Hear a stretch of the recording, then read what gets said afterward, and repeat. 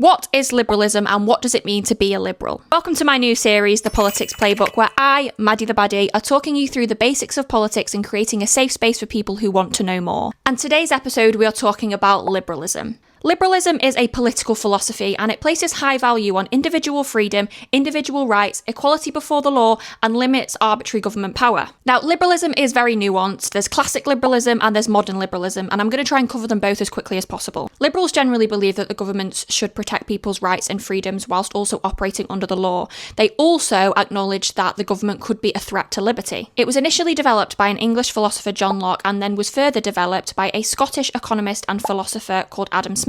And they together developed what is known as classic liberalism. A lot of people mistake the word liberal to automatically mean left-wing, however that's not technically true. Liberalism is a much broader perspective on rights, freedom and government, and left-wing parties and central parties can both have liberal roots. Liberals generally do support capitalism as that links to their beliefs on economic freedom. For example, Adam Smith actually believed in private property and competitive markets, which is of course capitalism. However, it's important to remember that liberalism is a political philosophy, whereas capitalism is an economic system. And whilst they can definitely go hand in hand, modern day liberals are starting to question it. Let's go through some of the beliefs of classic liberals. So classic liberals will believe in free market and private property. They want a limited government and are generally quite pro-capitalist. They will also believe in lower taxes and lower state intervention. They believe that individual responsibility is very important. Modern day liberals do still believe in capitalism, however they typically believe in more government regulation such as welfare programs, public healthcare, housing, things like that. They will believe that some state intervention can actually increase freedom and opportunity. So the biggest difference between classic liberals and modern liberals is that classic liberals believe that the government shouldn't really have much intervention. However, modern liberals feel that that can sometimes be needed. I personally believe the biggest difference between classic liberals and modern liberals is purely just how society has changed and adapted.